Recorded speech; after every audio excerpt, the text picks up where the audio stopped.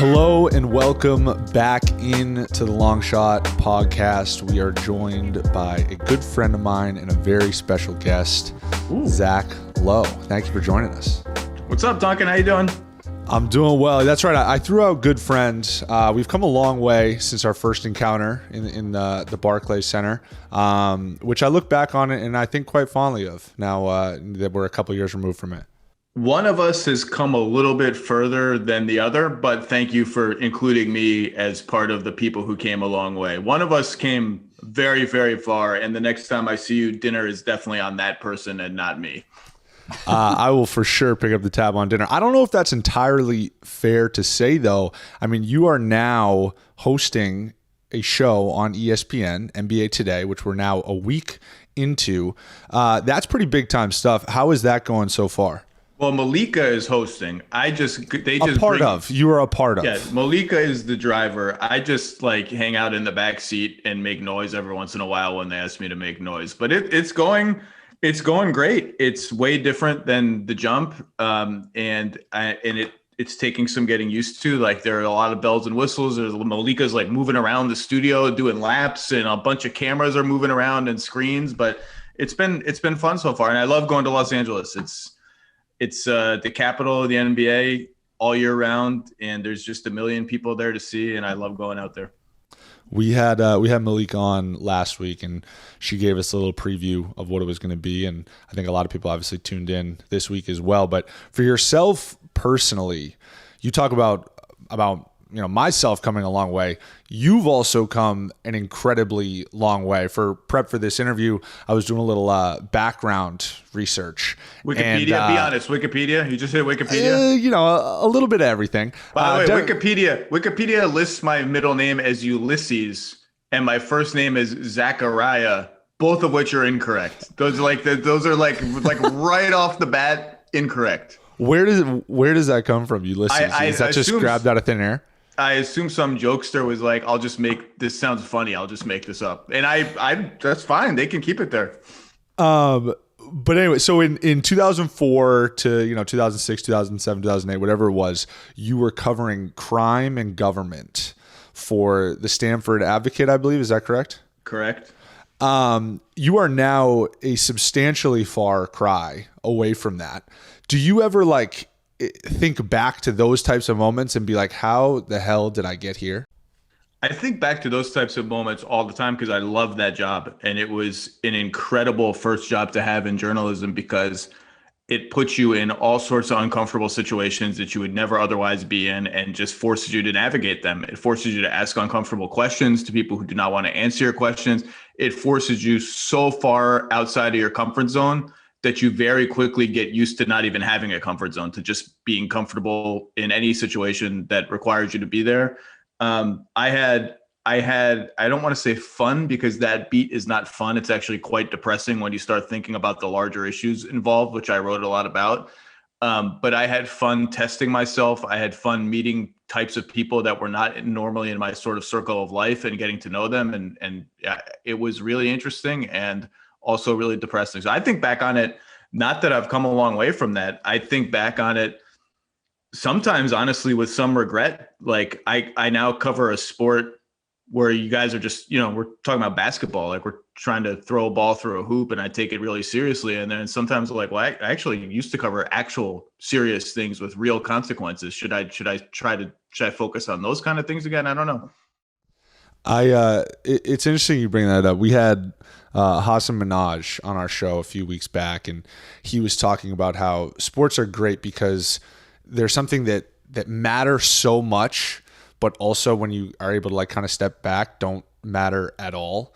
And that's something that I've kind of wrestled with as a player, where of course performing at a high level matters so much to myself personally, my teammates, the fan base, and also my family, the fact that I'm able to provide.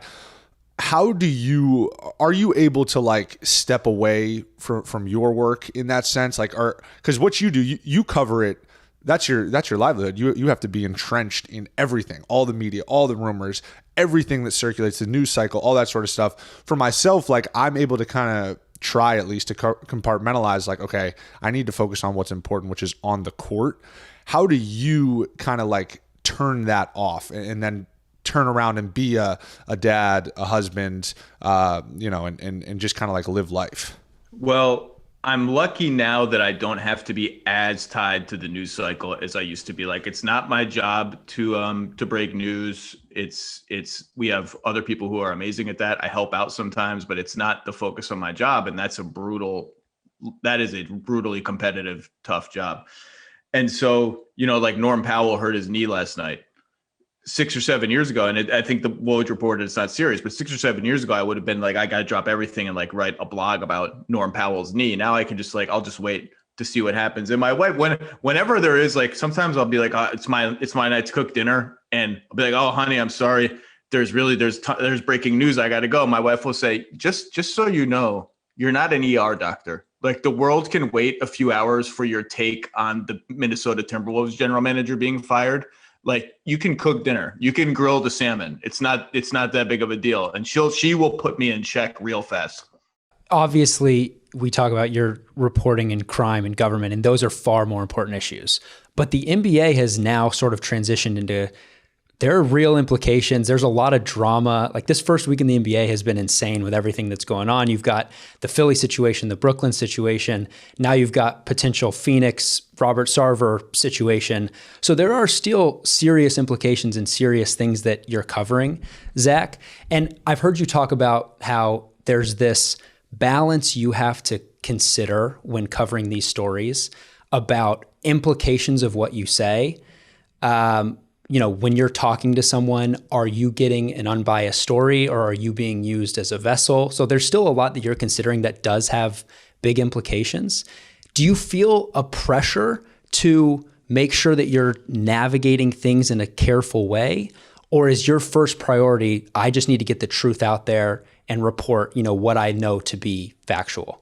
No, I try to navigate it carefully. Again, I don't have to be first, right? Like, that's not my job. My job is not to be the first one with whatever news. So I have to navigate it carefully. And you're right. Like, there is no such thing as stick to sports. Like, that's a fallacy. It's always been a fallacy. Even covering collective bargaining issues, like those are labor issues. Those are management versus labor. Now it's really highly paid labor, but it's still like the same issues trickle down to other industries where the salaries aren't the same. Kyrie Irving, it's like Kyrie Irving is a basketball issue only because his team might be the best team in the NBA if he plays, and his decision whether or not to get vaccinated could tilt who wins the NBA championship this year, at least to some degree. So like, it's a basketball issue that we have to talk about in a way that we would not have to talk about it if he played for the Detroit Pistons, because it just wouldn't matter as much. But it's also obviously connected to like massively important public health issues, ethical issues. And it's like, when you talk about it, it's actually hard to sort of separate. It's hard to talk about both of those things at the same time. You just sort of want to say, sometimes I default to like, look, people, I know I'm vaccinated. I got vaccinated right away. I know all the issues. My stance on this is pretty clear. I know there are big issues. Acknowledge that. Let's talk about the Nets. And it's like, it's not very artful, to be honest, but we're all learning how to do it. I first started, reading and following your stuff when you were working at Grantland. I remember I used to be like obsessed with Bill and Grantland. I'd read all typical New Englander, just gravitating to Simmons. But I felt like you always stuck out because you had this very unique brand of writing. And for a high school kid at the time, maybe it was early college, I can't remember exactly what it was particularly entertaining because you had this creative way of incorporating videos and GIFs or GIFs. I don't even know exactly how they're pronounced. But for it's definitely GIFs. It's definitely GIFs. Is it? Anyways, how did you kind of like find your lane, like your voice in kind of doing that? Was that something that you kind of always envisioned, or something that kind of came about creatively? Totally by accident. In terms of like X's and O's and video clips, when I started writing about the NBA, I was freelancing. I had another journalism job that was not about basketball at all, and at night I would watch games and blog about the NBA for anyone who would pay me to do it.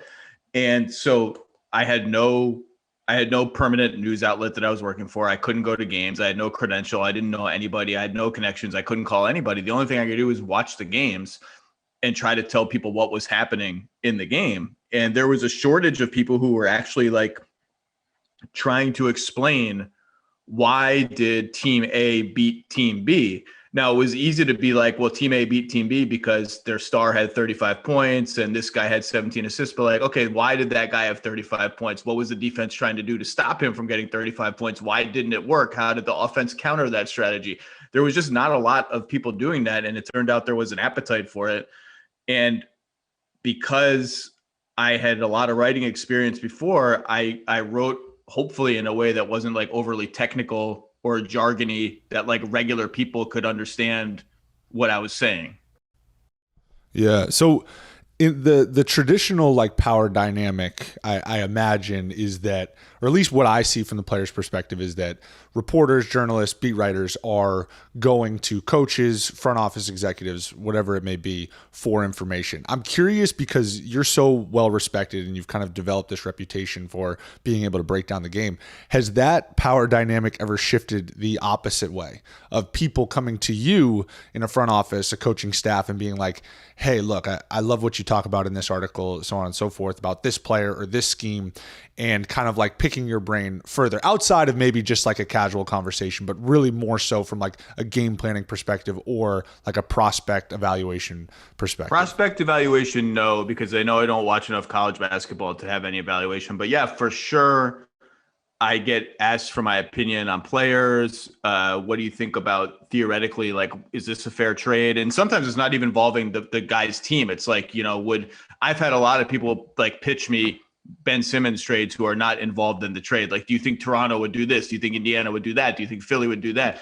But for sure, I've had coaches call me in the middle of a playoff series and be like, hey, that thing you wrote, that was interesting. Do you actually think we should try that? Because it's something we talked about in the coaches meeting. And I'm like, I'm not giving you any advice. I stay the hell out of it. I'm like, the last thing I want to do is I'm just writing my stuff. But yeah, people reach out for like, what do you think about this player? What do you think about that player? And it's a good segue into a broader conversation with that person. Do you ever have thoughts about working for a franchise or in a front office? Because those are directly relatable skills that would be utilized. I find the notion sort of comical, like how underqualified I would be. I have had a couple of opportunities in the past that I turned down, and I don't think it's in the cards for me. I wouldn't rule it out, but for like 10 different reasons, some of which are family related, travel related. I don't see it ever happening. But it sounds like I do miss when I'm at the finals and the winning team clinches the finals, and I see people that I've known in the business for 10 years, 5 years, talk to a lot, just shoot the shit with at games, whatever. And I know how hard they work because I know what their schedules are like. I know that they're going from Tucson to, wherever to scout games. And then they fly to Arkansas and then they do a Texas tour and they're on the road 25 days a month. And I know that like they pour their heart and soul in it.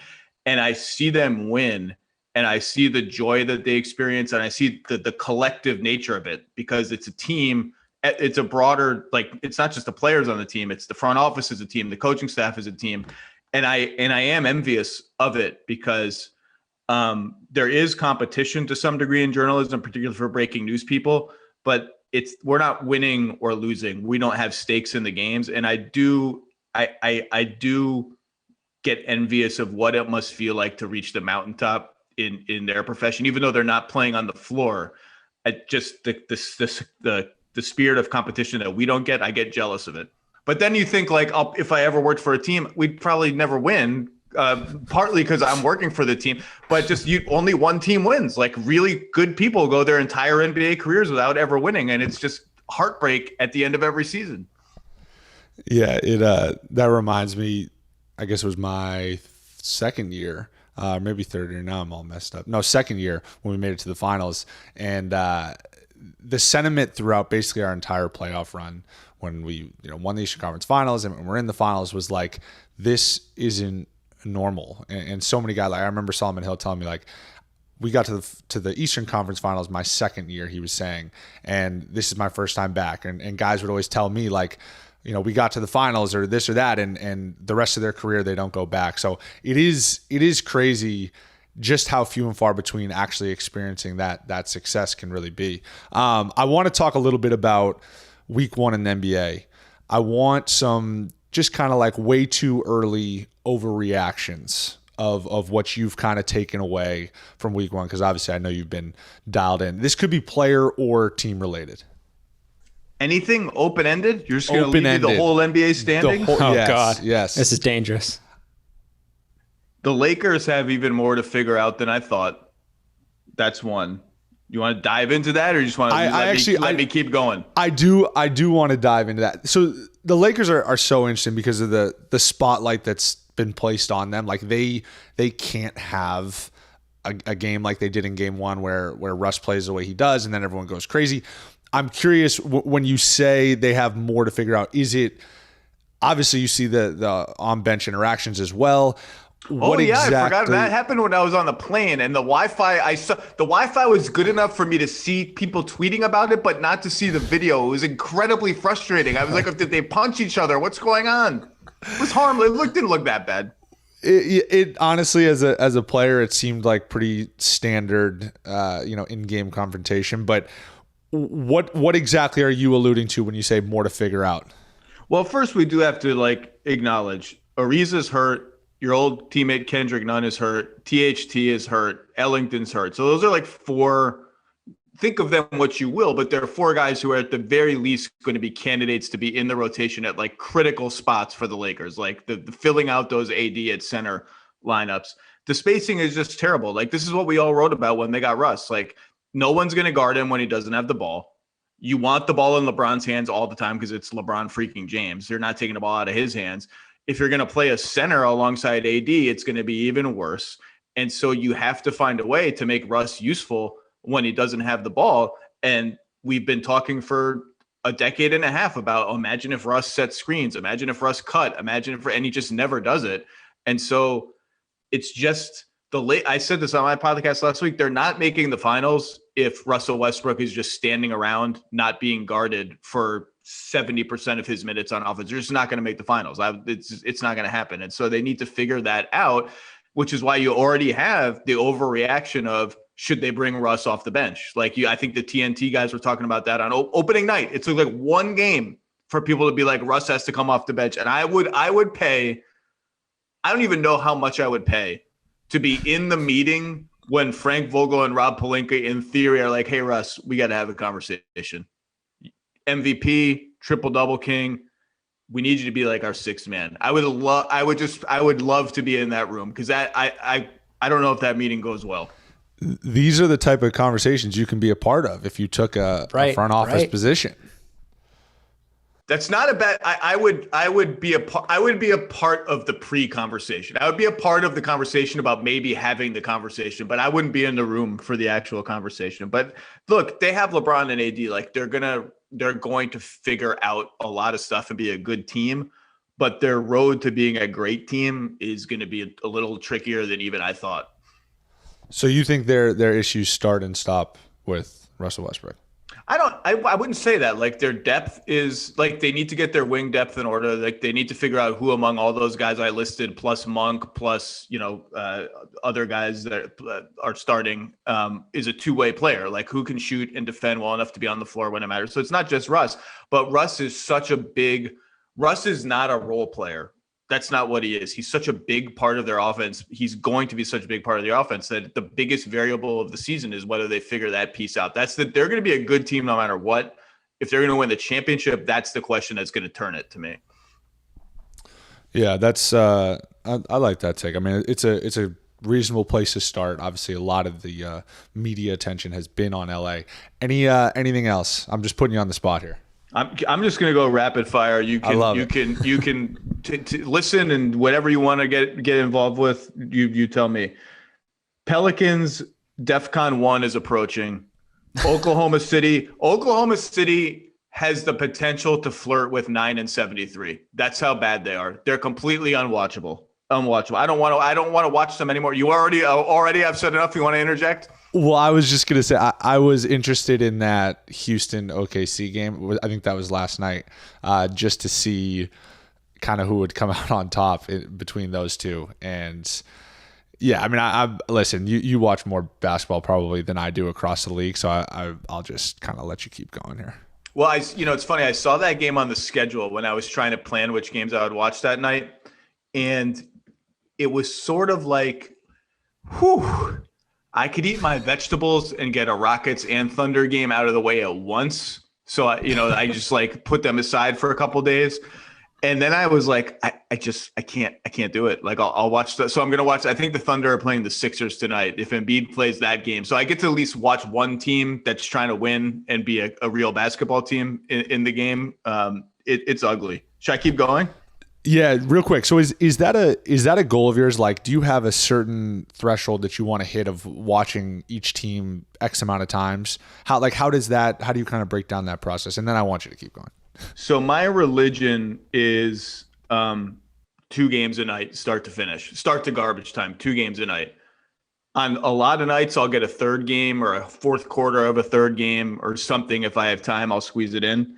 But 2 games a night is my religion. I get very stressed out if for some reason I can only do 1 or 1.5 because of travel or whatever. I feel like I'm letting myself down.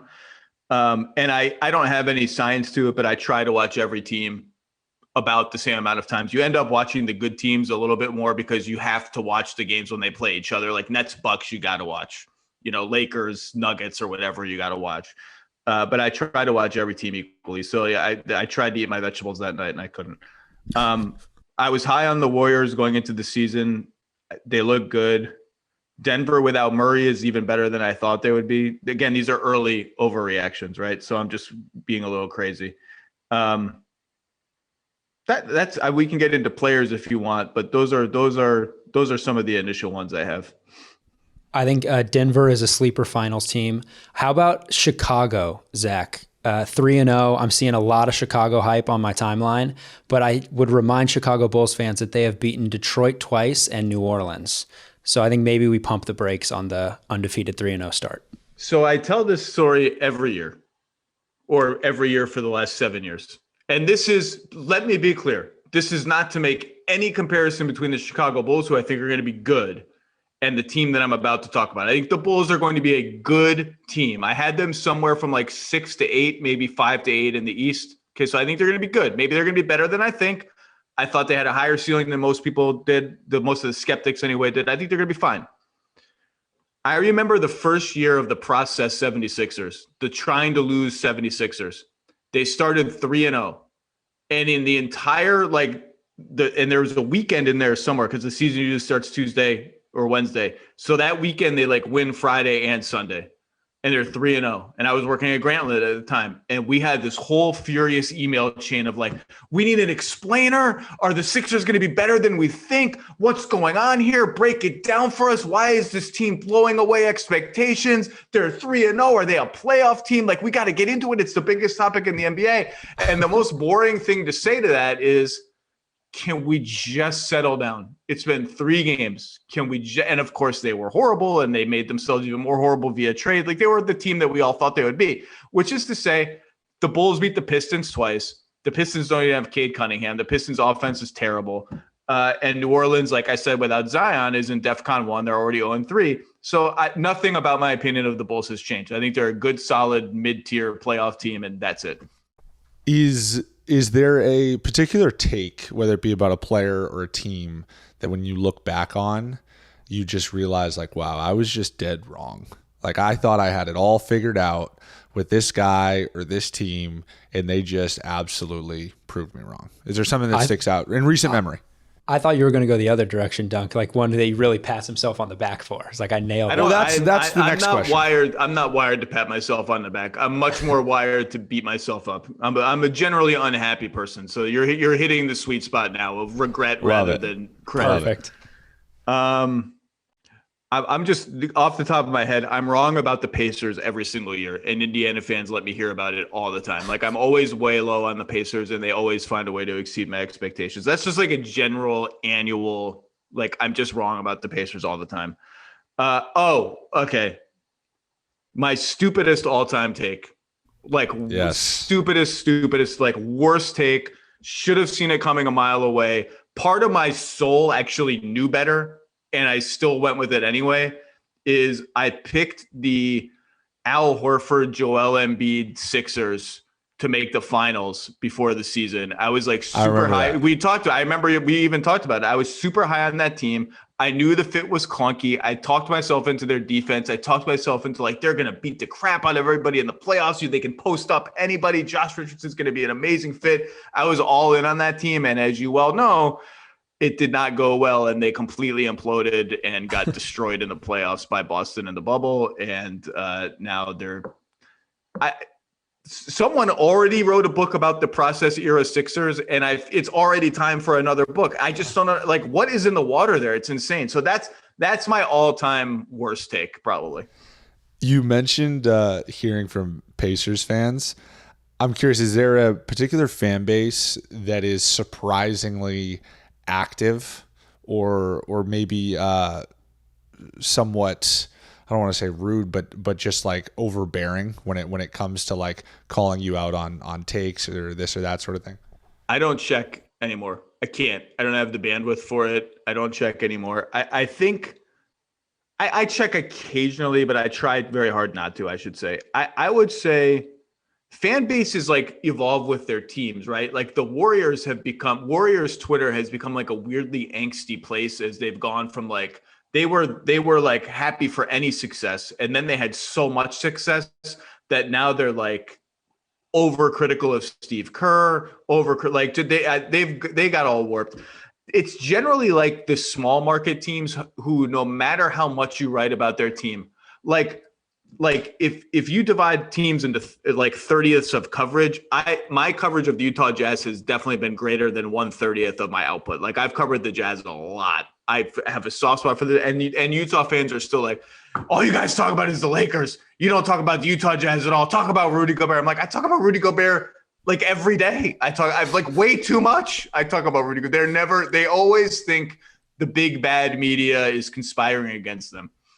I want to, I know you don't like patting yourself on the back, but I want to point out a time that I noticed you were early on something, which is calling Duncan Robinson a serial screener about 2.5 months into his NBA career. So this is January 2020, I believe, which means Duncan had only played a couple months of NBA basketball. And you wrote in your, I think it was 5 or 10 things that you like, your weekly piece, and gave him a little shout out for all the different actions that Miami runs. And that has certainly, if anything, just increased over the next, 2 years of his career. What was it that you saw right away to call him a serial screener? Well, first of all, the term serial screener, I think I stole from Doris Burke, who used it to describe Stephanie Dolson when she was playing at UConn. It might have been Rebecca Lobo. I can't remember who I stole it from. And I love Stephanie Dolson, WNBA champion now with the Chicago Sky, Stephanie Dolson. And so I stole the term, but now Steph Curry has given has everyone's radar up for shooters who set picks. It was always a very powerful tool. Kyle Korver did it a lot. JJ Redick did it a lot, but Steph as an on-ball superstar also doing that all the time opened up everybody's eyes to like, oh my God, when one of the best shooters in the league sets a pick, it's like dropping a grenade into the defense. They don't even know what to do. Everyone runs around in random directions in panic, and like everyone's open all of a sudden. And Duncan is obviously one of the greatest shooters in the league and does that a lot. And it helps his teammates in ways that I think should be highlighted because it's a selfless act. Even if some of the screens result in Duncan being open too, it helps the offense flow. This is an extremely loaded question, so I apologize in advance for that. We've seen the game kind of transition stylistically. Now there's, the 3-point generation, changing from when it was kind of like bully post-up ball. Where do you see the kind of next step of it taking? And maybe that's offensively, defensively, whatever it is, like a particular kind of piece. like kind of like what's the next trend you see kind of developing? We saw everybody starting to switch everything all the time. The pace, everything kind of like ever changing. Is there something that when you're watching these games that sticks out to you of like, okay, this is something that some team is doing that I think other teams are going to start to do more and more? I just think it's going to be an acceleration of everything that's already happening, right? The pace is going to keep going up. The number of threes is going to keep going up. To me, interesting things are it all depends on personnel, right? Like you guys play a certain way in Miami. You have like 3 or 4 different kind of tent poles of your offense, and you play a certain way because Bam has certain skills, you have certain skills, and you have to play to your personnel. But I think there's going to be more teams trying to go 5 out, try to find ways to have 5 shooters on the floor at the same time, and ways that those lineups can still penetrate the defense and not just sort of stall out along the perimeter. So I think what the Clippers did in the playoffs was pretty interesting when they just stopped playing centers. What's the adjustment to that? And I think it's hard to replicate because of what Curry is and how unique he is. But I look at the Warriors, like I think one of the reasons the Warriors are off to a good start is they play a style that is different from everybody else because they have a player who is different from everybody else. And I do think there's value in just being different. I think you guys benefit from that, honestly, because there just aren't a lot of teams. Like your 2-man game with Bam is a very rare thing in the NBA. And then you have different parts of your offense that are happening at the same time as that. I think there's value in being different. And I think coaches are sometimes tempted to just do what everyone else is doing. Like the analytics say this, we have to play this way, even if our personnel is not super well suited to it. Like you've seen a lot of really terrible teams try to shoot lots of threes and run fat and play fast. And it turns out they're horrible because they just don't have the players to do that. Like I think looking even more closely at like what's special about our players that can help us construct something differently than other teams are doing. I think that's even more important as the league gets a little more homogeneous, maybe to be a little different is valuable. Yeah, I absolutely see that. I've kind of noticed how there are trends, obviously like bigger trends from like the 10,000 foot view that have kind of like taken shape across the league, but still night in and night out, you have to win in different ways against different teams. And that's a lot of, the times because teams are made up in different ways. And if your best player is Giannis, you're going to play a different way than if your best player is Steph. Like I've never been one of the people who's worried about more threes equals everybody playing the same way. To some degree, that on some nights that does seem true, but if you watch the right games, it's not true. Just because so much of what you do stems from who your best player is, and the best players are also different from each other. Yeah, and it's also how you get your threes, right? I mean, Giannis, it's a lot of drive, bully ball, sprays, swing, three. Whereas Steph, obviously, you see the creativity that they get to try to get their threes. We talked a little bit about teams, so now I'm going to throw you in that front office role.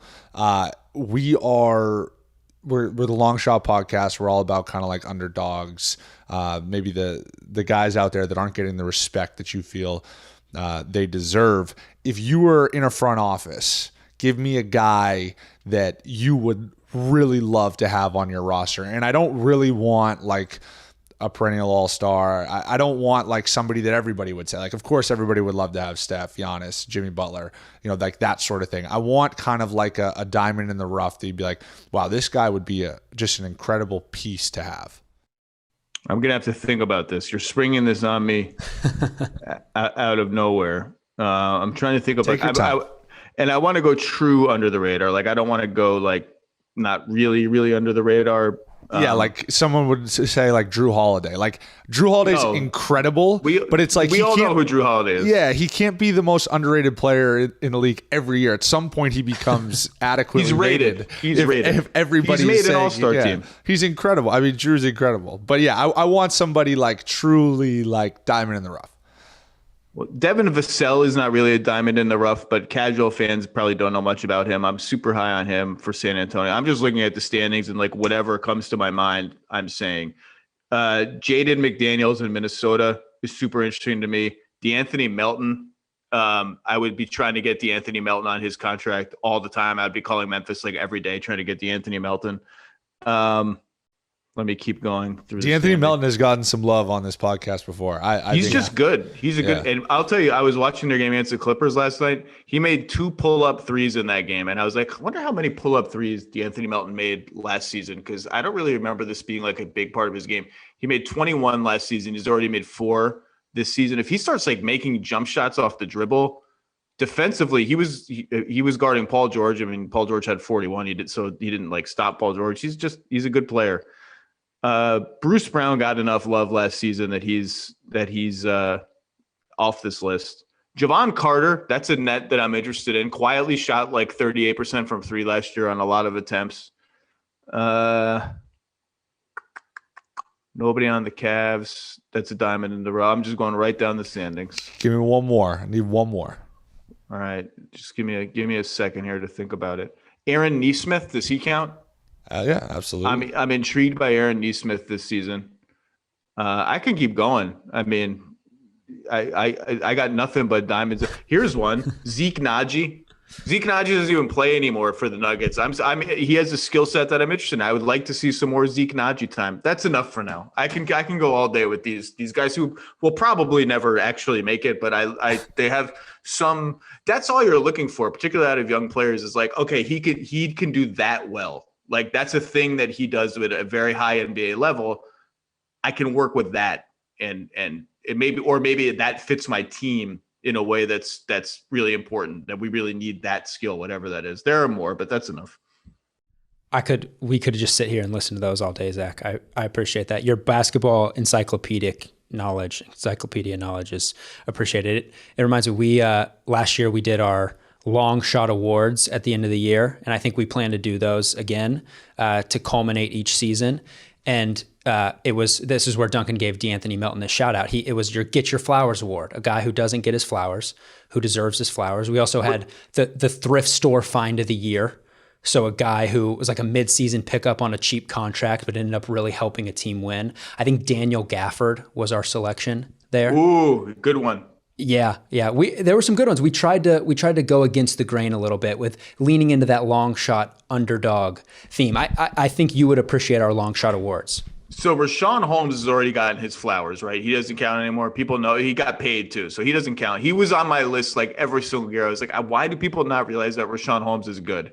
Jashawn Tate in Houston is a guy to watch in this regard. Jashawn Tate is a solid player. And I think he's on like a minimum contract for another couple of years. Yeah, I like the theme of the award. It's actually interesting when you say thrift store. It's right. I would like to ask you guys, and particularly Duncan, from a player's perspective.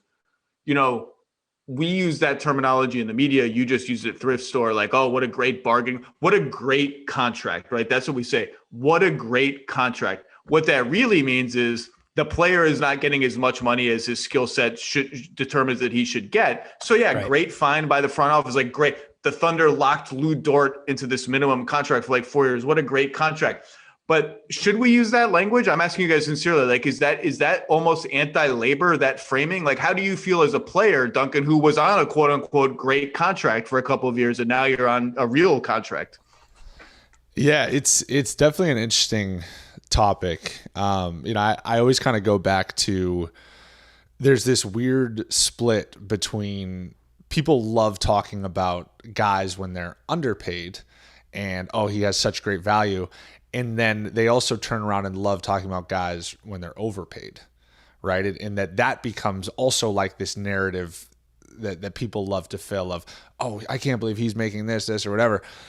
Internally, like what I've kind of always heard from older players, and this is something that we actually talked a little bit about with Solomon Hill when we had him on, was that amongst players, there's kind of like this common brotherhood of like, there's no such thing as an overpaid player. If somebody's willing to pay you that much money to go out and do your job, and they value you to that extent, then you can't possibly be overpaid, because that's what somebody is. You're getting your market value. And on top of that, and there is this weird kind of mix between, like, there is this competitive side of, oh, I can't believe he's making this, and like there is that, but at the end of the day, I do think that there's a collective thought around, like, you know, rising tide raises all boats, of like, if this guy gets paid, then it's actually good for everybody in that way. I hadn't necessarily thought about it from the kind of labor perspective, but somebody like a Daniel Gafford, I always, and maybe this is kind of like a backwards way of thinking, but I always like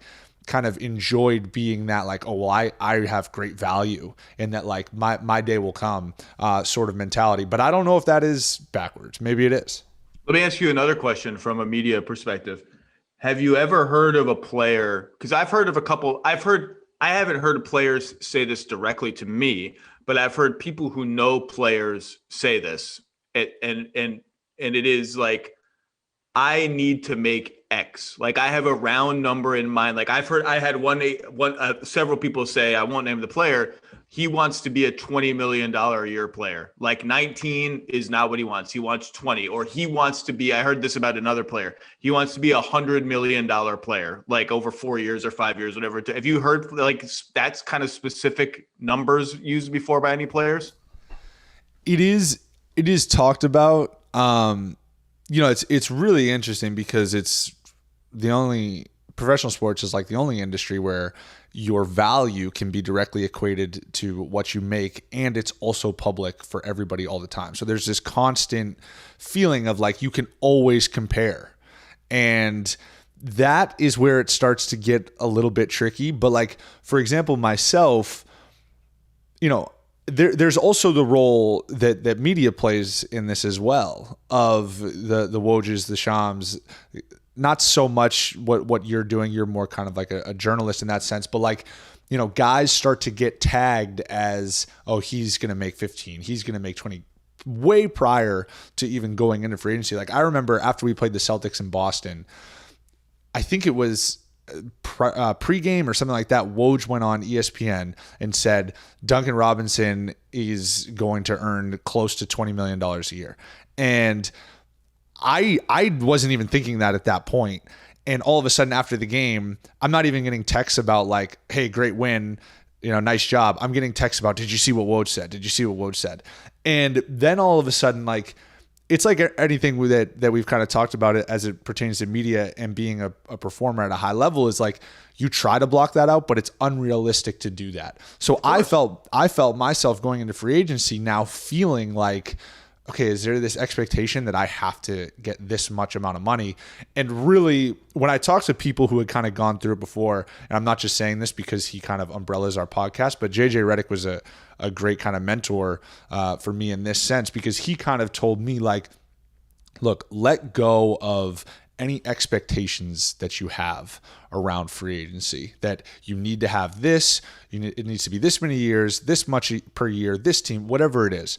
Like, you don't know how it's going to unfold. So if you put these like, preemptive parameters on what this scenario has to be, you're really just setting yourself up for disappointment, frustration, all sorts of like negative emotions. So I do think that there is this urge to want to try to do that, but at the end of the day, we really should be pushing towards like kind of breaking down these public perceptions. That was a long-winded answer. I do think it's interesting.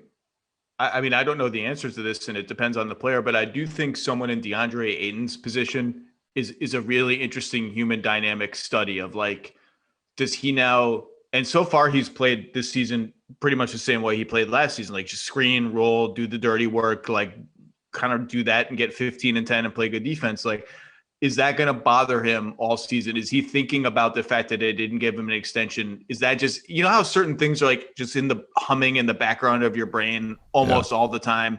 Is that humming in the background of his brain all the time? Does he feel pressure to have more 20-point games this year? It's just a real human dynamic that all of us can relate to on some level.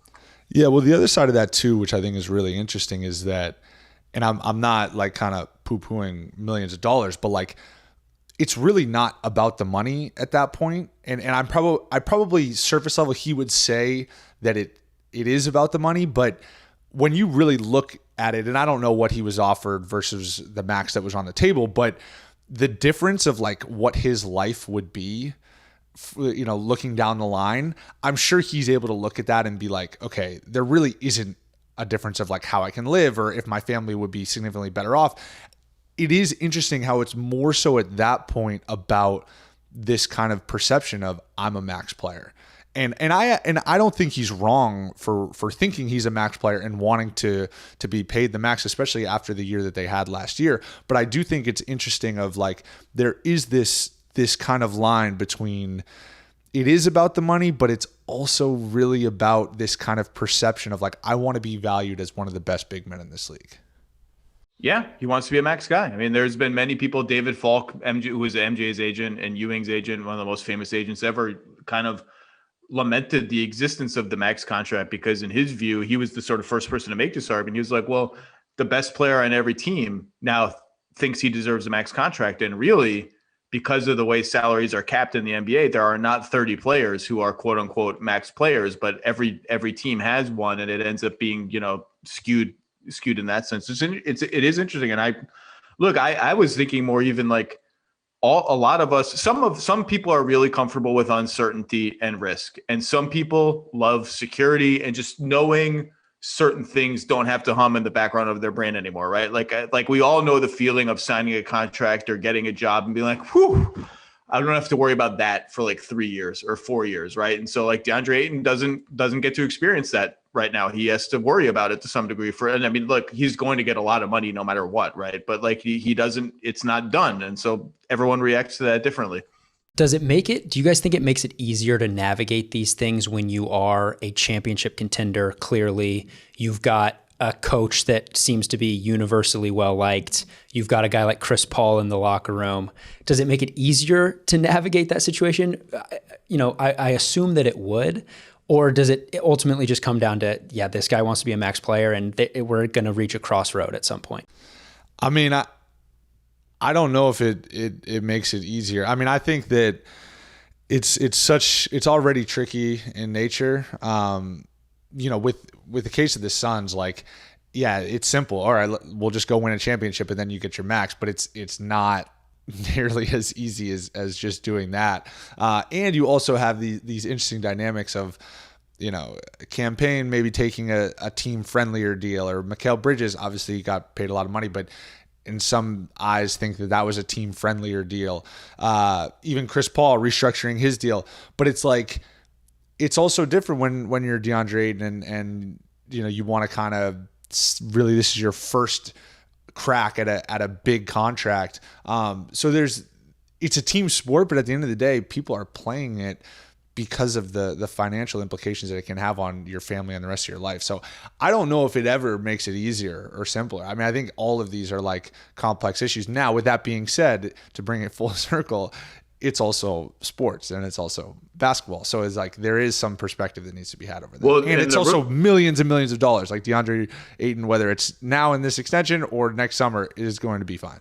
But to your point about wanting to be a max player, the rookie extension thing is the only time really in the NBA when guys are on the exact same timetable with an entire class of other guys. So he gets to look at Luka and Trey and Shai Gilgeous-Alexander and be like, well, I remember I was drafted with all those dudes. We're on the same, like, eventually all your contracts will end at separate times and have separate, like, for that moment, it's just natural to compare yourself to like a very discrete group of guys who are negotiating contracts at the exact same time. Yeah, that's a great point. Well, if you want any more Zach Lowe NBA insight, you're going to either have to tune into his podcast or check out NBA Today. We hope you got a little bit of a fair share here. Or you can read my writing. People still read. Yeah, believe it or not, people still sorry read. About that. Sure. Sorry about that. Yeah, I guess I want to encourage literacy. People still read. It's actually like, if you look at the numbers, more people read now. They may not read the whole thing, but more people read than you think. It's refreshing. I love that. Sorry, I shouldn't have discredited. Honestly, the medium in which you're most talented, in my opinion, and that's not taking a shot at any of your other mediums. Just more so, I enjoy your writing. Anyways, that's good because it hurts my brain a lot. Writing is really, really hard, and when I finish a column, I feel like I need to like go to sleep for 12 hours. Writing really hurts my brain. Talking, this is fun. Like, this is easy.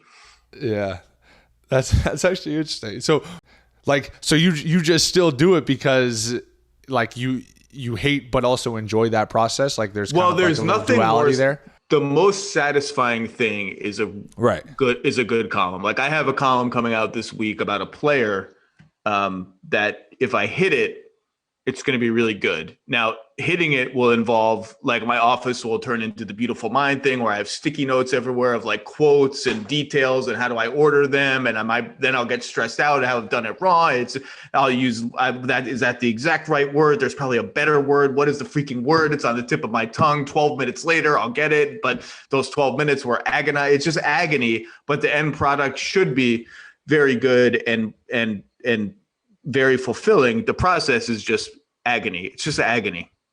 I would love to be a fly on the wall in that. You process. would not, trust me. My family would dissuade you from that real fast. Anyway, Zach, thank you very much for joining us. Certainly a joy to have you. No, hold on. Don't let me go yet. Okay, that's very nice to say. It's very nice to hear. I want to congratulate you on the well-deserved contract that you signed, and more than that, on carving out a legitimate starting role for years now on a team that's really, really good, that made the finals, that has ambitions of making the finals this year.